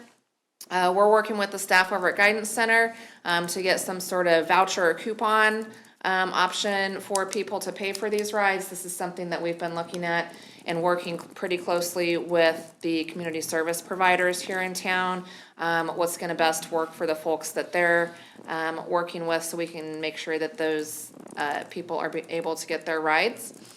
And then working with the city of Lansing and the state of Kansas to expand the service area. That's something that we've been hearing almost since the first week of this being in service. Why doesn't this come into Lansing? We have a few specific medical offices that we do provide service to within the city of Lansing, but and I know the Guidance Center hears a lot from people just wanting that full service into the city of Lansing. So that's going to require partnership with the city of Lansing. The grants coordinator at the Guidance Center, Rachel Sweet, she's the one who handles and manages all the grants that we get from the state of Kansas to primarily fund this. And as I'm sure aware, grant cycles are a little bit ahead, so kind of looking at how we're going to expand this, how much more money we're going to need to get from the state, and so working with Rachel to make sure we can get those grant applications in for the state so that we can get this expanded and be serving more people. And then we're always looking for new ways to promote the service. I think by now most people know about it, but we still get questions. There's still people who don't know about it. And kind of tying in with that, continuing to emphasize the use of the app as the best option for booking and paying for these rides. They still get a lot of calls over the dispatch center at the Guidance Center with folks calling in for the service.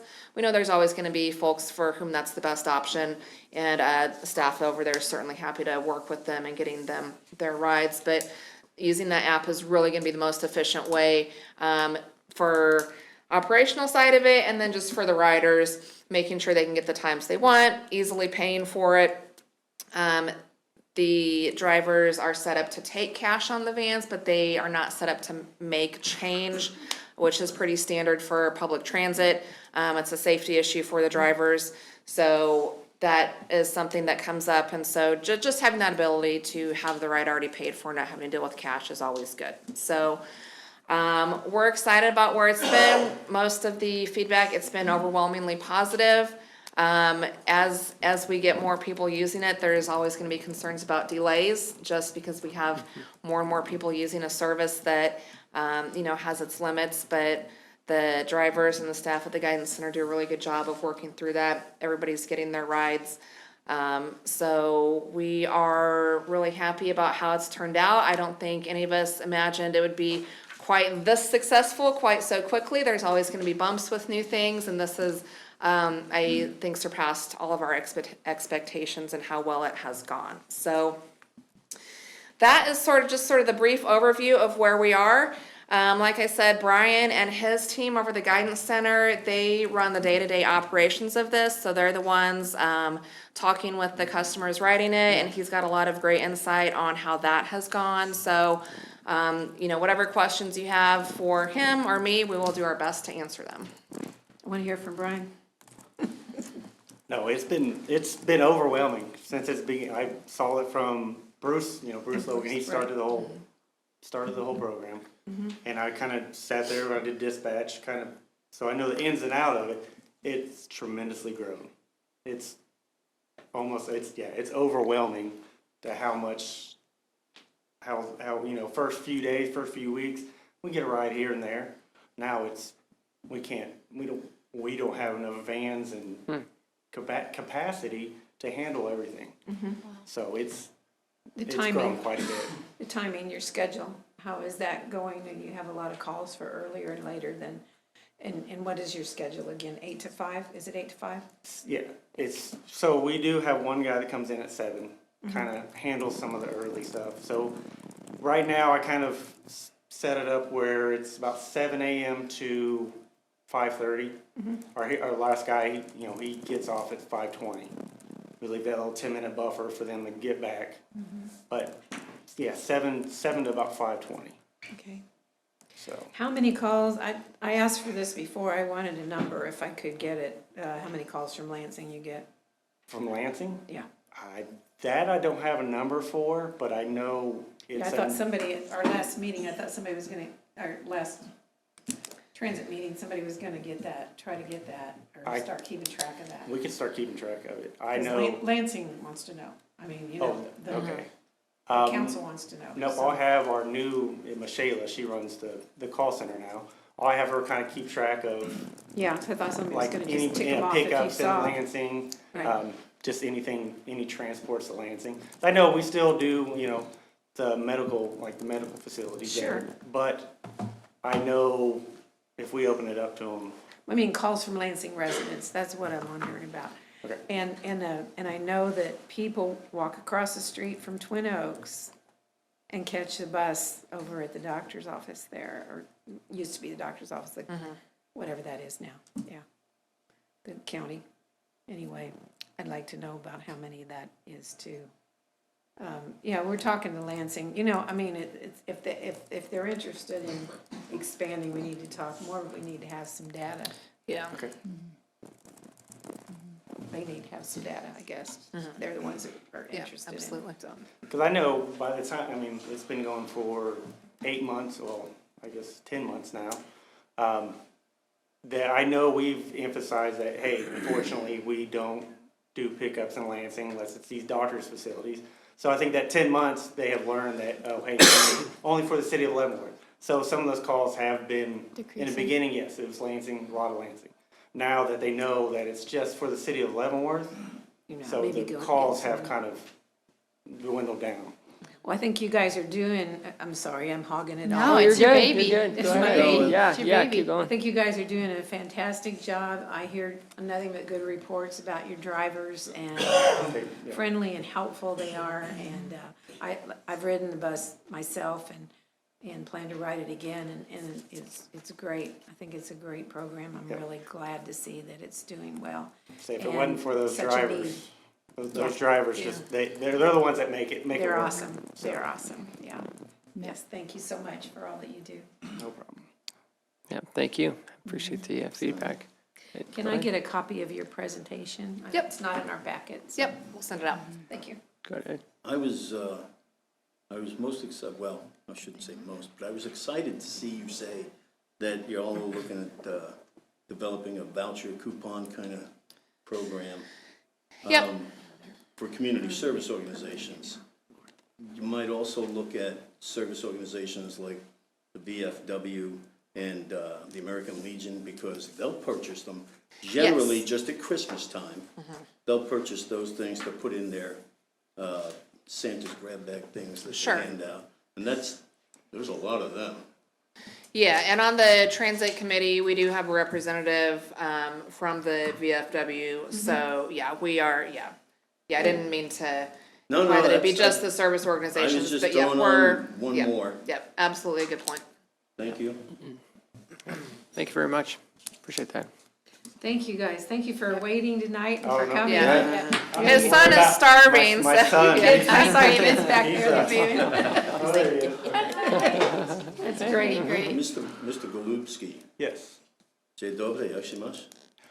Unfortunately, I don't. Oh, No. just wondering.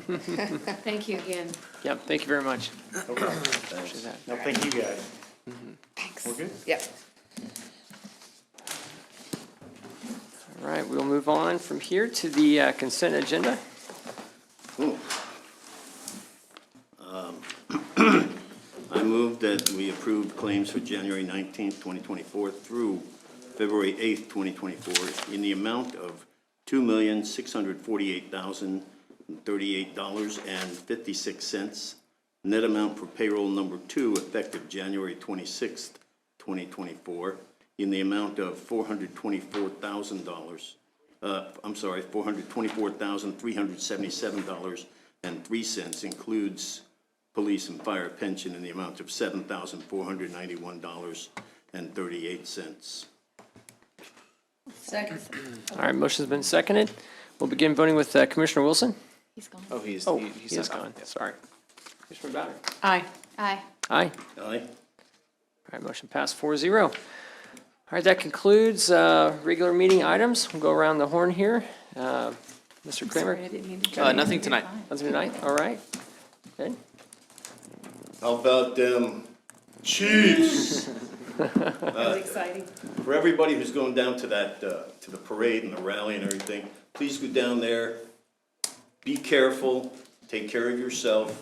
Don't leave your car parked on I-70, or any other highways that are going through town. Have a good time, but come back safe. Thank you. All right. I just want to say that I appreciate all of the emails that I've gotten. Figured out it was over 50 now. Emails, phone calls, and that's more than we had during the pandemic when we had the mask ordinance, which I think is, it's more than twice as much. I mean, people love their cats, but I am, I know there's stuff going on around here, and there are some very dedicated people that I think are going to make it happen. So I'm very pleased that we took it out of our ordinance for now and just are looking at some other options. So thank you for that. And I just want to say, we all get phone calls. We all get phone calls, and if you call me and you don't leave your name and you don't leave any information, I won't call you back because I get so many scam calls. And I just am putting this out because I know at least one person that's called me like 3 times. She was getting more short-tempered because I didn't return her call, but I will not return your call if you don't leave a number or a name or an address or something that I know what your call is about, because I just get too many scam calls and I won't do that. Here, here. Thank you. I do the same thing. That's all I have. Thank you. Well, I also echo your sentiments about the calls. It's my first time getting a big issue, so I don't know if that's normal or not, but from what I'm hearing, it's not. So I appreciate the advocacy and the passion there. I also want to say congratulations to the Chiefs. That was exciting on Sunday. And I want to wish everyone a happy Valentine's Day. That is tomorrow. And have fun at the parade. I hope to go. And then also a little bit coming up, just looking at things coming up in downtown Leavenworth. In Leavenworth, St. Patrick's Day Parade is going to be March 17th, and that is on a Sunday, and that's going to start at 1 o'clock. But a lot of fun activities going around St. Patrick's Day. There's an Irish band coming to town on Saturday, an Irish dancer, sponsors, as well as LV Arts had a t-shirt contest for the St. Patrick's Day t-shirt, and the winning design is out. So those are kind of a cool item that you can collect, the Irish t-shirts. Then obviously we learned tonight about the corned beef and cabbage on March 10th. So that's pretty exciting. So everyone, have fun tomorrow if you're going to the parade, and be safe. All right, thank you. And definitely want to echo the rest. Congratulations to the Chiefs. I'm very happy to get my voice back from the game the other night. And it's not, I guess, fully back yet. But yeah, everybody be safe with the parade tomorrow. Thank you, Chief, for the resources you're providing tomorrow as well. And see everybody next meeting next week. So No, he already even checked. Oh, that. yeah, yeah. Yep. Okay, good. that just need a motion to close. So moved. Second. All in favor? Aye. Aye. Aye. All right. Did it end?